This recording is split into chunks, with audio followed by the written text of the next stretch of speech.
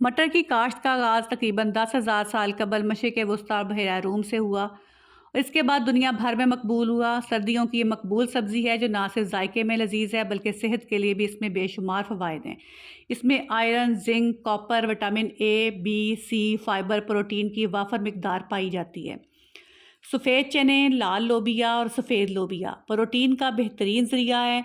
इसमें fibre, vitamin और minerals भी भरपूर मिकदार में पाए जाते हैं जो पट्ठों की नशोनुमा और जिस्म की मरम्मत के लिए बहुत ज़्यादा ज़रूरी हैं। अगर हम प्रोटीन डाइट करें तो उसके लिए ये बेहतरीन है। टमाटर की असल जनूबी अमेरिका है। यूरोपीय नौआबादियात के ज़रिए टमाटर यूरोप में पहुंचा और फिर दुनिया भर में मकबूल हुआ। टमाटर में लाइकोपेन नामी एंटीऑक्सीडेंट मौजूद है जो कैंसर के ख़तरे को कम करता है, जिल्द की सेहत को बेहतर बनाता है, दिल की बीमारियों के ख़तरे को कम करने में मददगार साबित होता है। लहसुन की काश्त का आगाज़ वस्ती एशिया में हुआ और एक कदीम ज़माने से मुख्तलिफ तहजीबों में बतौर ग़िज़ा और दवा इस्तेमाल होता रहा है। मिस्री, यूनानी, रोमी और चीनी तहजीबों में लहसुन की तिब्बी खसूसियात को बहुत अहमियत हासिल है। लहसुन में कुदरती एंटीबायोटिक खसूसियात पाई जाती हैं जो सर्दियों में खांसी, नज़ला, ज़ुकाम से महफूज रखती हैं। लहसुन खून को पतला करता है जिससे ब्लड प्रेशर, कोलेस्ट्रॉल को कम करने में मदद मिलती है और दिल की बीमारियों के लिए भी मुफीद है।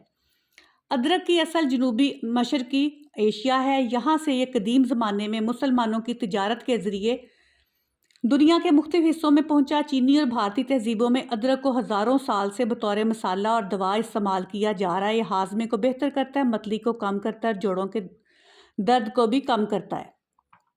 औज़ुबिल्लाहिमिनश्शैतानिर्रजीम, बिस्मिल्लाहिर्रहमानिर्रहीम। अस्सलाम वालेकुम व्यूअर्स, कैसे हैं आप सब? उम्मीद करती हूँ आप सब खैर आफियत से होंगे।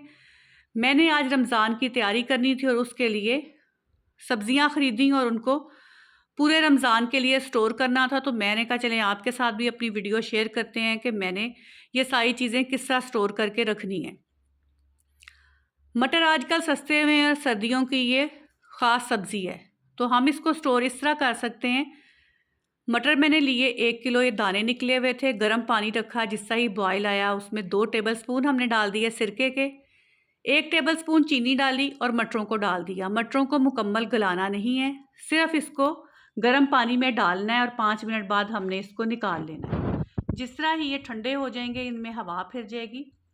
फिर हम इसको या तो एयर टाइट डिब्बों में डाल के, जो डिस्पोजेबल डिब्बे मिलते हैं उनमें रख सकते हैं। अगर आपके पास जिप लॉक थैलियाँ हैं तो आप उसमें डाल के रख सकते हैं। मेरे पास ये सादी थैलियाँ थी तो मैंने इसको इस्तेमाल इस तरह से किया कि इनमें जितने मुझे मटर चाहिए थे एक दफ़ा के चावलों के लिए या सालन के लिए।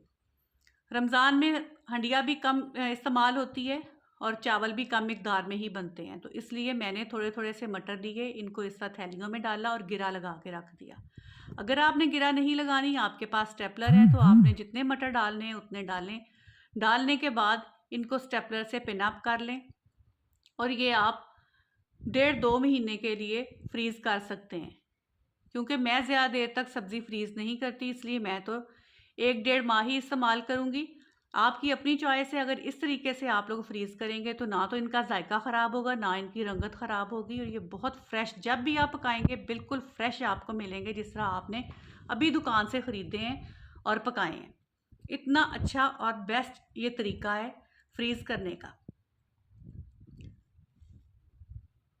उसके बाद मैंने आधा किलो सफ़ेद लोबिया, लाल लोबिया और चने ले लिए क्योंकि रमज़ान में ये बहुत ज़्यादा इस्तेमाल होते हैं। इनकी चाट बनती है और सैलड में भी यूज़ होते हैं। मैं इनके प्रोटीन कबाब भी बनाऊंगी और प्रोटीन सैलड भी।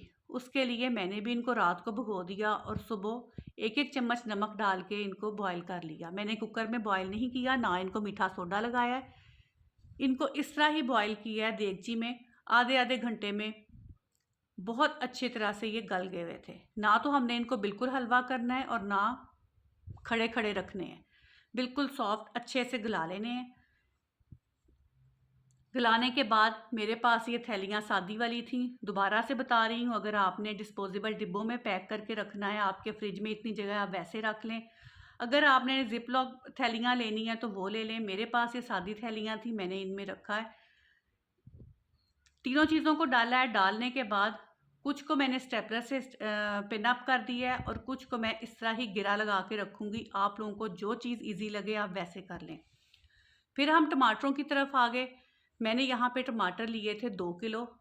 इसमें से मैं 1.5 किलो टमाटर जो हैं उनकी पेस्ट बना के रखूँगी, बाकी थोड़े से कच्चे इस्तेमाल के लिए रखूँगी। इनको भी हमने बेकिंग सोडा डाल के अच्छी तरह से धो लिया था।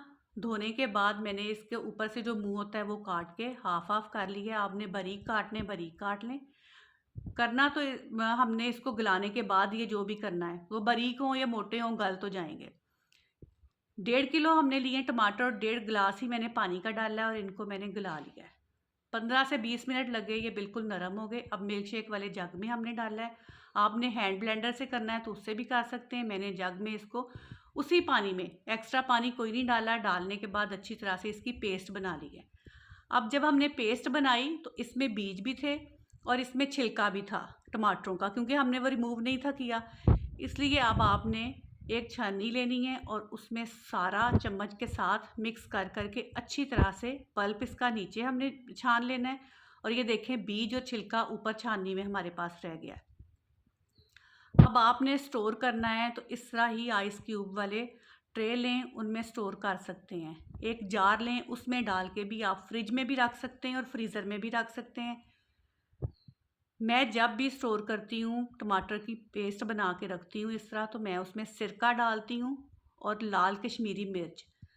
सिरके से इसकी शेल्फ लाइफ बढ़ जाती है और जो कश्मीरी लाल मिर्च डालेंगे उससे हंडिया का कलर मज़ीद अच्छा आ जाएगा। आपने जब भी हंडिया बनानी है सिर्फ ये एक उठानी है क्यूब और उसमें डाल देनी है। मेरे पास ये सिलिकॉन का मोल्ड था, मैंने कुछ तो इस तरह इसमें डाल के फ्रीज़ करके आपको दिखाऊंगी, बाकी मैंने एक जार भर के फ्रिज में रख लिया था। हमने इसमें सिरका डाला है इसलिए फ्रिज में भी जल्दी ख़राब नहीं होगा। अगर सिरका नहीं डालेंगे और इसको पकाएंगे नहीं तो फिर ये जल्दी ख़राब हो जाएगा। एक टिप मैं आपको ये देना चाह रही हूँ यहाँ पे, अगर तो आपने फौरी यानी कि हम रमज़ान के लिए सिर्फ इसको स्टोर करेंगे तो ये बिल्कुल भी ख़राब नहीं होगी टमाटर की पेस्ट। अगर आपने इसको ज़्यादा देर के लिए रखना है तो फिर आपको सिरका और ये जो मैंने लाल मिर्च डाली थी कश्मीरी लाल मिर्च, इसको डाल के एक दफ़ा अच्छी तरह से पका लेना है। बॉयल किया, शेक किया, छान के दोबारा से एक दफ़ा सिरका और मिर्च डाल के पकाना है। और फिर आप 2 से 3 महीने के लिए इसको फ्रिज में भी स्टोर करेंगे तो ये आपकी ख़राब नहीं होगी, इसमें फंगस नहीं आएगी।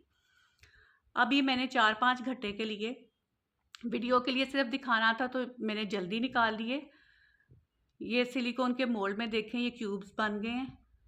आपकी हंडिया अगर थोड़ी है तो आप इसमें 1 क्यूब भी डाल लें और अगर ज़्यादा बनानी है तो आप हंडिया की क्वांटिटी के हिसाब से 2-3 क्यूब्स भी डाल सकते हैं।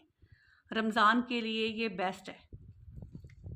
अब हमने यहाँ पे 1 पाव लहसुन लिया, उसको छील लिया। छीलने के बाद अच्छी तरह से धो लिया। इसकी लंबाई में मैं कटिंग करूँगी। करने के बाद आपके पास अगर चॉपर है तो आप चॉप करके भी रख सकते हैं। ये अदरक है, अदरक मैंने आधा पाव लिया है क्योंकि मैं फ़्रेश अदरक अपनी हंडिया में इस्तेमाल करती हूँ। ये सिर्फ आपको दिखाने के लिए कि जिन लोगों के पास टाइम नहीं होता या जिन्होंने स्टोर करके रखना है रमज़ान के लिए, वो किस तरह स्टोर करके रख सकते हैं। लहसुन को लंबाई में काटा। 2 से 3 टेबलस्पून मैंने इसमें ऑयल के डाले, 1 टेबलस्पून नमक का डाला और इसकी पेस्ट अच्छी सी हमने बना ली थोड़ा सा पानी डाल के। अब दूसरी साइड पे जब इसकी पेस्ट बन गई, इसको भी यही तरीका है जिस तरह मैंने टमाटरों को आइस क्यूब ट्रे में जमाया था, इस तरह लहसुन की क्यूब्स भी बना के हम जमा सकते हैं। जब भी आपने हंडिया बनानी है 1 क्यूब बना के तो उस 1 क्यूब निकाल लें और हंडिया में डाल लें। इसी तरह मैंने ये अदरक की पेस्ट भी बना ली है। मैं ये दोनों चीज़ें जार में डाल के फ्रिज में रखूँगी। आपकी अपनी मर्ज़ी है, आपने क्यूब जमा के फ्रीज़ करने हैं तो वैसे भी कर सकते हैं। ये मेरे पास सलाद पत्ता काफ़ी मिकदार में था। अगर मैं फ्रिज में इसको रखूँ अखबार में लपेट के या टिश्यू में लपेट के 3-4 दिन में ये बिल्कुल काला हो जाता है, फ्रेश नहीं रहता। तो अगर आप शीशे का एक बाउल लें, उसमें सलाद पत्ता सारा डालें, पानी डालें और फ्रिज में रख दें तो आप यकीन करें 10 से 15 दिन इतना फ्रेश रहता है जैसे आपने अभी पौधे से तोड़ के इस्तेमाल किया है। कुछ दिन पहले मैंने यहाँ पे बनाए थे सैंडविच, उनके किनारे मेरे पास पड़े हुए थे। मैंने उनको छाँव में इस तरह ही खुशक कर लिया, जिस तरह ही बिल्कुल वो ड्राई हो गए। मैंने यहाँ पे चॉपर में डाल के इनको बारीक चॉप कर लेना है। आपने अगर चॉपर में करना है उसमें कर लें, ग्राइंडर जार में करना है उसमें कर लें। करने के बाद अगर मोटे मोटे रह जाएंगे तो वो आप उनको छन्नी में छान के दोबारा से चॉप या ग्राइंड कर सकते हैं। मैंने भी ऐसा ही किया था, जो मोटे मोटे किनारे बचे थे उनको दोबारा से एक दफ़ा छन्नी में किया और ये देखें छानने के बाद कितना बारीक ब्रेड क्रम्ब हमारे पास आ गया है। ये रमज़ान के लिए आप इसका स्टोर कर सकते हैं, आपको बार बार करने की ज़रूरत नहीं पड़ेगी। उम्मीद करती हूँ मेरी आज की वीडियो आप लोगों को अच्छी लगी होगी। अगर आपको मेरी वीडियोस पसंद आती हैं तो मेरे चैनल को लाइक करें, शेयर करें, सब्सक्राइब करें। अपना बहुत सारा ख्याल रखें, मुझे अपनी दुआओं में याद रखें। जज़ाकल्लाहु खैरन कसीरा।